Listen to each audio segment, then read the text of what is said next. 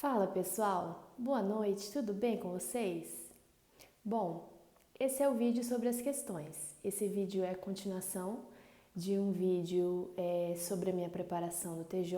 Eu quis fazer uns vídeos explicando melhor acerca da minha estratégia, porque eu fiz uma preparação de curto prazo, né? Já no pós-edital.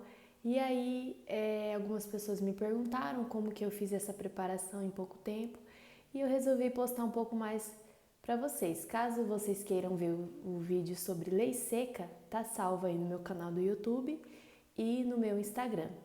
Tudo bem? Vamos lá então sobre as questões. Bom, as questões é um ponto principal do estudo. Muita gente sabe, né? Todos nós acho que já ficamos sabendo que fazer questões é essencial na preparação. Só que eu acho que muitas pessoas ainda não têm a real noção do quanto isso é importante e, na verdade, de como operacionalizar isso. Como que eu fiz a minha preparação do TJ? Eu comprei um material que tinha 60 metas e nessas 60 metas tinha o que eu ia estudar no dia, era uma meta por dia, e já tinha bateria de questões, tá? Aí eu falei para vocês que eu ia explicar como que daria para fazer uma preparação de pós-edital sem esse material, porque foi um material específico e tal.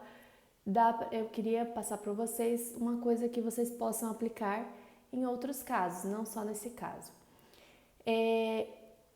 O norte de vocês vão ser as questões da banca. Depois do edital, a gente tem essa vantagem de já saber qual é a banca que vai aplicar a prova.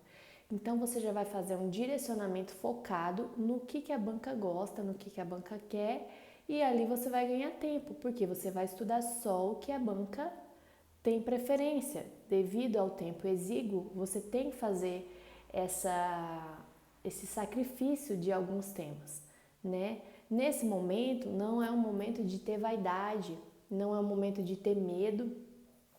Você tem que sacrificar alguns conteúdos. Não vai ter como você abranger todo o edital. Isso é fato. Isso já é uma realidade posta. Você não estudou antes. Então, saiu o edital, você já vai ter que ter uma estratégia arriscada de curto prazo. Então, quanto mais base, quanto mais conhecimento prévio você tiver, melhor. Tudo bem? Então, assim, sem esse material, como é que a gente faria? A gente entraria, vou mostrar para vocês, eu vou abrir o site do TEC e vou mostrar certinho como é que faz.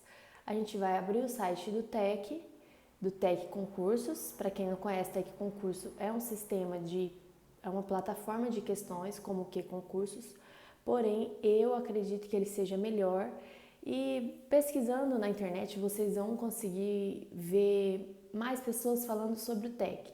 Eu não estou aqui para fazer divulgação nem nada, mas eu já utilizei o concursos e utilizo atualmente o TEC e posso dizer para vocês, pela minha experiência pessoal, o que eu acho. O TEC é melhor porque ele tem comentários de professores na maioria das questões, são comentários bons, já o professor já traz a explicação de item por item, já com a lei, já com a fundamentação de cada questão, e ali você já resolve tudo nos comentários. Você errou, acertou.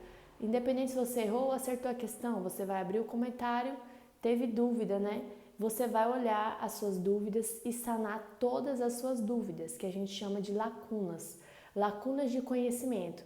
Você tem que usar a questão, esse é o ponto primordial, é o mantra das questões. As questões, elas servem para você preencher lacunas. Elas não servem como parâmetro para você saber percentual de acerto, para você colocar meta de questões por dia. Não é para isso. As questões, a meu ver, diante da minha trajetória, da minha bagagem até aqui, o que eu entendo por fazer questões atualmente? As questões servem para mim como um método altamente eficaz de revisão e um método para me dar direcionamento do que a banca gosta. é para isso. E como é que eu vou fazer isso? Como é que eu vou utilizar as questões revisando e fazendo esse direcionamento? Eu vou fazer uma questão. Se eu errei ela, eu vou olhar cada item que eu errei e vou sanar essa dúvida minha no comentário do professor. Ou mesmo que eu tenha acertado e eu tive dúvida, fiquei em dúvida, eu acertei, mas eu tive dúvida nas alternativas, eu vou olhar o comentário do professor. Caso não tenha o comentário do professor, o que é raro, mas pode acontecer, ou o comentário do professor está insuficiente, não sanou um ponto especial ali, tem o fórum de discussão, que seria mais ou menos o que acontece no Q-Concursos, né? Que é onde os concurseiros comentam. Ali tem concurseiro de sei lá quanto tempo de estudo. Ali eles vão passar para vocês também comentando a questão e assim, geralmente a gente consegue sanar todas as dúvidas ali, tá? No TEC, ou no comentário do professor ou no comentário dos colegas. Sobrou dúvida? Joga no Google ou, em último caso, vai para o seu PDF. Joga um Ctrl F lá no seu PDF, né? Faz uma busca no seu PDF e sana aquela sua dúvida pontual. Mas, muito cuidado nesse ponto. Por quê? A gente, às vezes, está fazendo a questão e erra, principalmente quando erra, bate uma insegurança. Bate um medo. E aí você quer voltar para o material. Gente, esse é um dos piores erros que você pode fazer, principalmente no pós-edital, que é quando você tem pouco tempo. A gente tem esse costume de sentir medo e querer voltar para a teoria, querer ler mais e tal, e ali você começa a ler, começa a ver mais coisas que você não lembra. Gente, não façam isso. Evitem isso ao máximo. Caso, alguns pontos eu fui para o meu PDF, mas eu fui consciente de olhar só aquele termo, eu não saía lendo um monte de coisa. Esse método é porque assim, esses temas são temas enormes. Tem professor com live de mais de 1 hora no YouTube só falando sobre revisão. Então assim, eu não vou falar aqui sobre revisão de por questões, eu vou pincelar algumas partes, mas eu não vou aprofundar nesse tema porque não cabe a mim aqui nesse momento, tá bom? Mas assim, a gente tem essa tendência de querer voltar na teoria e aí lá na teoria você acaba vendo outras coisas que você não lembra, que se sente inseguro e aquilo ali não é a sua base, não é para ser feita a revisão assim, a revisão é feita por questões, tá? Porque é uma revisão ativa, eu acho que hoje em dia está bem famoso esses termos, né, de revisão ativa, revisão passiva. A revisão passiva é justamente isso, é você pegar um material e ficar lendo o resumo, ficar lendo o material de novo, ficar lendo o grifo, isso é revisão passiva. A revisão ativa é uma revisão que você faz o seu cérebro lembrar, é você fazer questões, é você fazer os flashcards lá no Anki, é você utilizar formas, por exemplo, alguém fazer uma prova oral com você, para você responder as questões, é você extrair da sua memória sem ler nada. Isso é uma revisão ativa e é uma das revisões mais eficazes, tá bom? Então, assim, eu vou falar como é que eu fiz as revisões, porque eu fiz revisões nesse período mesmo no pós-edital, tá? Fiz só por questões bom, era isso. A introdução geral que eu gostaria de fazer com vocês era essa. Eu fiz aqui um roteirozinho, depois eu vou colocar na legenda esse roteiro para ficar bem organizado, porque eu notei que eu vou falando e às vezes eu abro alguns parênteses e esqueço de fechar. Eu vou colocar tudo certinho o roteiro na legenda para vocês. Tudo bem, pessoal? Bom, então eu fiz com material de 60 metros, mas eu vou mostrar para vocês como que dá para fazer com o TEC, tá? Sobre essa questão do material, eu gostaria de contar para vocês uma coisa. Por exemplo, Nesse material, lá tinha a meta, por exemplo, uma meta lá de direito constitucional, era direitos e garantias fundamentais. Aí tinha uma bateria de 20 questões. Só que essa bateria não era comentada, então não sanava o meu problema, porque mesmo se eu acertei ou se eu errei, as dúvidas que eu tive naquela questão não tinha. Então eu tinha que ficar jogando a questão no TEC para buscar essa questão e olhar os comentários, entendeu? Por isso que eu não vou indicar esse material para vocês. Eu vou indicar para vocês como é que vocês vão fazer isso no TEC, tá? Porque a gente precisa muito. O ouro, pessoal, tá nos comentários das questões. Tá nessa segunda parte de fazer questões. As questões elas não servem para ficar acertando, errando e você ficar olhando seu percentual de acerto para ver se está 60, 70, 80, 90%.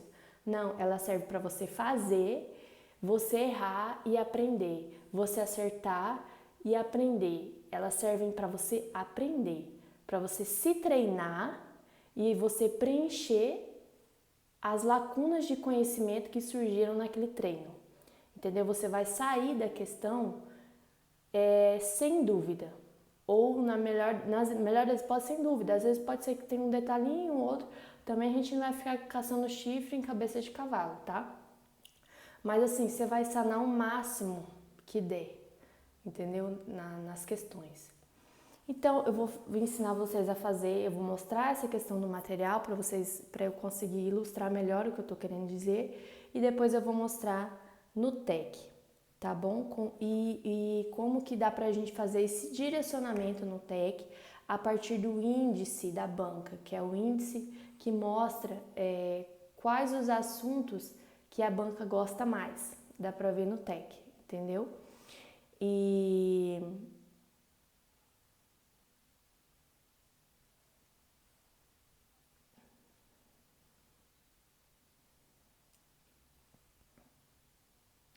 aí, pessoal, com esse índice, vai ter um índice lá com o percentual de cobrança da banca. O que é esse percentual? Por exemplo, o edital lá de direito constitucional, tá?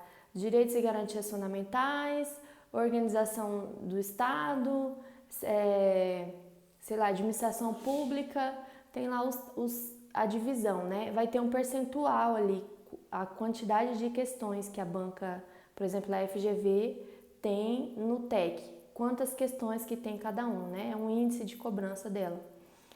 Ali, a partir desse percentual, você vai fazer a sua separação de tempo também. Você vai saber quais temas priorizar. E aí você vai fazer um direcionamento, quantas questões que você quer fazer de cada tema. Você vai criar caderno de questões com base nisso. Tudo isso eu vou mostrar com vocês depois com a câmera virada no site do TEC, tá bom? Então você vai basear com base no peso de questões do edital e no número de questões também.